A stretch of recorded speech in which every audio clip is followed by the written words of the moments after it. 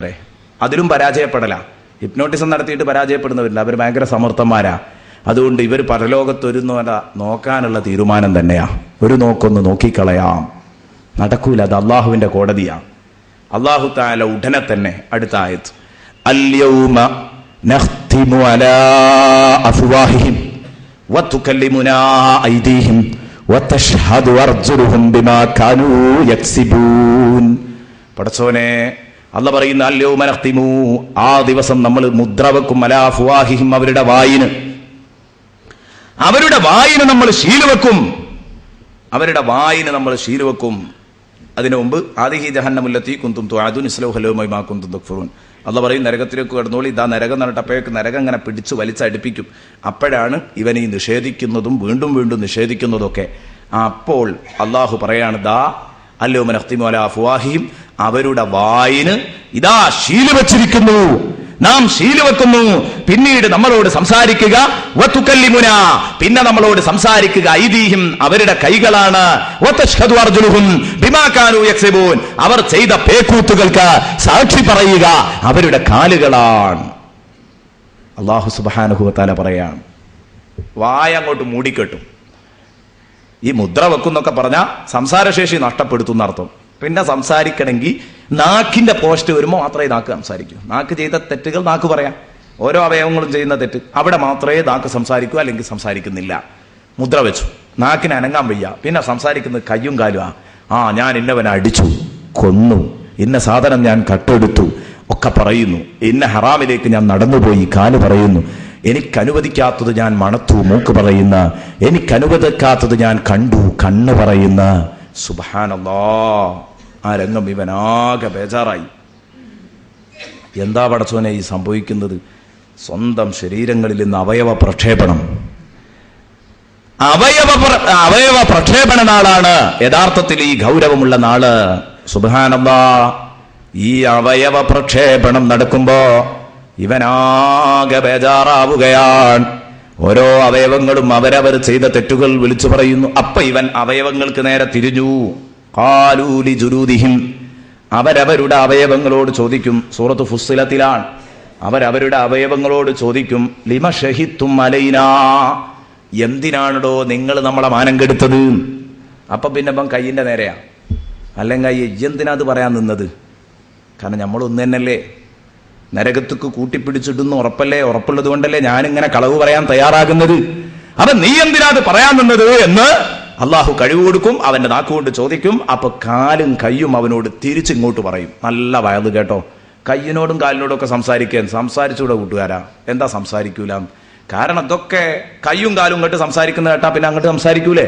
മുമ്പ് ആരെങ്കിലും ഇതുപോലത്തെ ഒരു സാധനം എടുത്തിട്ട് ഇവിടുന്ന് ഗൾഫിലുള്ള ഒരു സുഹൃത്തിനോട് സംസാരിക്കോ? ഇല്ല, ഒരിക്കലും സംസാരിക്കൂല.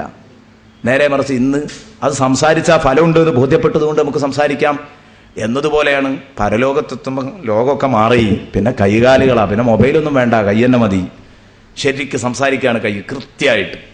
സുബ്ഹാനല്ലാഹ്, ആ കൈ ഇങ്ങനെ സംസാരിക്കുമ്പോൾ കയ്യിനോട് ചോദിക്കുക, ചങ്ങായി എന്തിനാ നമുക്കെതിരെ സാക്ഷി എന്നത്?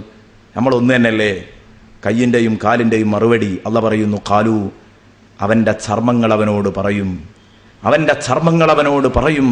എന്താ പറയാ? അംതഖനല്ലാഹുല്ലദീ അംതഖ കുല്ല ഷൈ, എല്ലാ വസ്തുക്കളെയും സംസാരിപ്പിച്ച റബ്ബ് നാഥൻ ഞങ്ങളോട് സംസാരിച്ചോളണമെന്ന് പറഞ്ഞു. ഞങ്ങൾ സംസാരിക്കല്ലാതെ എന്ത് ചെയ്യും? കയ്യും കാലും ചോദിക്കാം, മോനെ നിന്റെ നാക്കിന് അല്ലാഹു സംസാരിക്കാൻ ശേഷി എന്നതാണ്. അപ്പൊ ഈ സംസാരിച്ചു, എന്നാല് ദാ ഈ കയ്യും കാലും പറയുന്ന ഞങ്ങൾക്ക് നീ സംസാരിക്കാൻ, അല്ലാഹു സംസാരിക്കാൻ ശേഷി തന്ന് സംസാരിക്കടോ എന്ന് പറയുമ്പോ ഞങ്ങൾക്ക് സംസാരിക്കാതിരിക്കാൻ കഴിയൂല. അതുകൊണ്ടാണ് ഇതൊക്കെ ദുനിയാവെന്ന് നോക്കേണ്ടിയിരുന്നു, തെറ്റുകുറ്റങ്ങൾ ചെയ്യാതെ ജീവിക്കേണ്ടിയിരുന്നു. കയ്യും കാലും നമ്മളോട് അന്ന് വയത് പറയും. സുബ്ഹാനല്ലാഹ്, ഏറ്റവും കൂടുതൽ നമ്മളെ ഞെട്ടിക്കുന്ന, ഇപ്പൊ നമുക്ക് ബോധ്യപ്പെട്ടു ഞാൻ ചെയ്ത തെറ്റുകൊണ്ടാ ഞാൻ ശിക്ഷിക്കപ്പെടുന്നത്, എന്നിട്ടാ നരകത്തിലേക്ക് എടുത്തിടുന്നത്. സുബ്ഹാനല്ലാഹ്, ഈ അവയവ പ്രക്ഷേപണ നാളിനെ കുറിച്ച് ഹബീബ് മുഹമ്മദ് മുസ്തഫ ഉറക്ക സ്വലാത്ത് ചൊല്ലിക്കും, അതുകൊണ്ടൊക്കെ നമുക്ക് രക്ഷപ്പെടാൻ കഴിയും. ബഹുമാനപ്പെട്ട ഹബീബ് മുഹമ്മദുർ റസൂലുള്ളാഹി സ്വല്ലല്ലാഹു അലൈഹി വസല്ലമ തങ്ങള് ചോദിക്കുകയാണ്, സഹാബ ഏതവയവ ആദ്യം സംസാരിക്കാൻ നിങ്ങൾക്കറിയോ? ഈ അവയവ പ്രക്ഷേപണത്തിന് ഔദ്യോഗിക ഉദ്ഘാടന കർമ്മം നിർവഹിക്കുന്നത് എവിടെ നിന്നാണെന്നറിയോ? ആദ്യം സംസാരിക്കുക കണ്ണാണോ? ഏറ്റവും ആദ്യം ഏതാ തുടങ്ങിയ? കയ്യാണോ? സൂറത്ത് യാസീനിലേക്ക് നോക്കിയാൽ കയ്യാണെന്ന് തോന്നും. തുകല്ലിമുന ഐദീഹിം വതശ്ഹദു അർജുലുഹും. അല്ല, ആ പറഞ്ഞതൊന്നും അതിന്റെ തർത്തീബല്ല. കാരണം എന്തുകൊണ്ട്? കയ്യല്ല, കാലല്ല. സംഉഹും ശഹിദ അലൈഹിം സംഉഹും വഅബ്സാറുഹും എന്ന് പറഞ്ഞിട്ട് വേറെ ഒരു സ്ഥലത്ത് ചെവി, കണ്ണ്, അങ്ങനെയാ പറഞ്ഞത്. അതൊന്നുമല്ല. പിന്നെന്താ അതിന്റെ തർത്തീബ് ഏതാണെന്ന് റസൂലുള്ളാഹി ചോദിക്കുക. ഏതാ തർത്തീബ്? ആദ്യമായിട്ട് അവയവ പ്രക്ഷേപണ നാളിൽ ഇതിന് ഔദ്യോഗിക ഉദ്ഘാടന കർമ്മം നിർവഹിക്കുന്നത് ആരാണെന്ന് ചോദിച്ചപ്പം സഹാബ പറഞ്ഞു, അല്ലാഹു വറസൂലുഹു അലം. നബി തങ്ങൾ ചോദിച്ചു, നിങ്ങൾക്കറിയോ ഏതാണ് ആദ്യമായി കലാം തുടങ്ങുന്ന അവയവം? അവർ പറഞ്ഞു, ഞങ്ങൾക്ക് അറിയൂല നബിയെ. അല്ലാഹുവിന്റെ റസൂല് പറയുകയാണ്, അസ്ലു ഫഖിദിക്കും അസ്ലു ഫഖിദിക്കും അസ്ലു ഫഖിദിക്കും. സഹാബ നബി സല്ലല്ലാഹു അലൈഹി വസല്ലം പറഞ്ഞു, ആദ്യമായിട്ട് സംസാരിക്കുന്നത് ഏതാണെന്നറിയോ സഹാബ? ഏറ്റവും ആദ്യമായിട്ട് സംസാരിക്കുന്നത് ദാ അസ്ലു ഫഖിദിക്കും, നിങ്ങളുടെ തുടക്കുറ്റിയാൻ. സയ്യിദുനാ മുഹമ്മദുർ റസൂലുള്ളാഹി, നിങ്ങളുടെ തുടക്കുറ്റിയാണ് ഏറ്റവും ആദ്യമായി സംസാരിക്കുക നാളെ പരലോകത്ത്. നബി തങ്ങൾ പറയുന്ന എന്തേ ഈ തുടക്കുറ്റി സംസാരിക്കാൻ കാരണം? മഹാന്മാർ വിശദീകരിച്ചു. എന്താ നാളെ പരലോകത്ത് അവയവ പ്രക്ഷേപണ നാളിൽ തുടക്കുറ്റി സംസാരിക്കാൻ കാരണം? അതേ, ഒരു സഹോദരൻ എത്ര തന്നെ മാന്യനാണെങ്കിലും വലിയ വലിയ VIPs അവരൊക്കെ നാറിയിട്ടുണ്ടാകുക ലൈംഗിക കേസിലാണ്. നല്ലോണം ചിന്തിച്ചോ.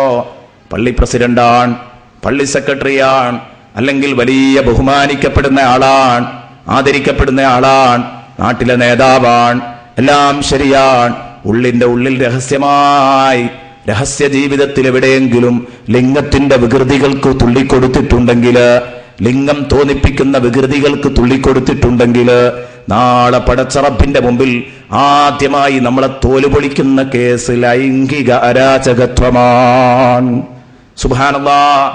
അന്യ പെണ്ണിനോട് കൂടെ വ്യഭിചരിച്ചിട്ടുണ്ടോ? അവിഹിത ബന്ധത്തിൽ ഏർപ്പെട്ടിട്ടുണ്ടോ? നിന്റെ തുടക്കുറ്റി അറിയാതെ ആ പണി നിർവഹിക്കാൻ കഴിയില്ല. നല്ല ഭംഗിയുള്ള ആൺകുട്ടികളുടെ കൂടെ സ്വവർഗരതി നടത്തിയിട്ടുണ്ടോ? നിന്റെ തുടക്കുറ്റി അറിയാതെ ഈ പണി ഒപ്പിക്കാൻ കഴിയില്ല. കാരണം ലൈംഗിക വൃത്തികേടുകൾ മുഴുവനും നടക്കുന്നത് ലിംഗം കൊണ്ടാണ് ലൈംഗിക വൃത്തികേടുകൾ നടക്കുന്നത് എന്ന് വരുമ്പോ സുഹൃത്തെ ശരിക്കു ചിന്തിച്ചോ. ലിംഗം അത് തുടക്കുറ്റിയുടെ ഓരത്താ ഉള്ളത്. അപ്പൊ തുടക്കുറ്റി സാക്ഷിയാൻ. വേണ്ടാത്തരം എന്തു ചെയ്തിട്ടുണ്ടോ? വ്യഭിചാരമാവട്ടെ, സ്വവർഗരതിയാവട്ടെ, അങ്ങനെ നീണ്ടുകിടക്കുന്ന ലൈംഗിക വികൃതങ്ങളുടെ ലിസ്റ്റുകൾ ഏതാവട്ടെ, അതൊക്കെ ലിംഗം കൊണ്ടാ നടക്കുന്നത് എന്നതുകൊണ്ട് നാളെ നമ്മളെ ആദ്യമായി മാനം കെടുക്കുന്നത് ലിംഗം, നമ്മുടെ തുടക്കുറ്റിയാണ്. പഠിച്ചവനെ, എന്റെ പ്രിയപ്പെട്ട കൂട്ടുകാർ, ശരിക്കൊന്ന് നെഞ്ചത്ത് കൈവച്ചോർക്ക് ചെറുപ്പക്കാരെ, എന്റെ പ്രിയപ്പെട്ട ഉപ്പമാരെ, ജീവിതത്തിൽ പിന്നോട്ടൊന്ന് തിരിഞ്ഞു നോക്കുക. എന്നിട്ട് കൈ വെച്ചിട്ടൊന്ന് ചിന്തിക്ക്. പഠിച്ചവനെ, അന്നെന്റെ തുടക്കുറ്റി സംസാരിക്കാൻ തുടങ്ങുമ്പോ എന്നെ മാനം കെടുക്കാൻ എത്ര വിഷയങ്ങളുണ്ട് എന്ന് ചിന്തിക്കുക. എന്നാൽ എന്റെ പ്രിയപ്പെട്ട കൂട്ടുകാർ, നിങ്ങൾ ചിന്തിക്കണം, ആ വായനയിൽ നിന്ന് നമുക്ക് രക്ഷപ്പെടാൻ ഒരു മാർഗമുണ്ട്. അതെന്താ? ജീവിതത്തിൽ വന്നുപോയി, ഇതിന്റെ ഗൗരവമറിയാതെ ചെയ്തു പോയതാണ്. ഇന്നു തന്നെ രാത്രിയിൽ പൊട്ടി കരയൂ. നീ കരഞ്ഞിട്ട് റബ്ബിനോട് ഇസ്തിഗ്ഫാർ ചോദിച്ച് അല്ലാഹ് പുറത്തു തന്നാൽ പുറത്തു തരും. അല്ലാഹു ഇനിയുള്ള ജീവിതം വിശുദ്ധമാക്കിയാൽ അല്ലാഹ് പുറത്തു തരും. ഇനി നിങ്ങളെ ഒരിക്കലും അല്ലാഹു തആല ആഖിറത്തിൽ വായിച്ച് നിങ്ങളെ മാനം കെടുക്കില്ല. ആ ഭാഗം അല്ലാഹു മായിച്ചു കളയും. അതിന് വേണ്ടത് തെളിഞ്ഞ തൗബയാണ്. അവസാനത്തെ പറ്റാൻ പറ്റിയ സമയമാണ്.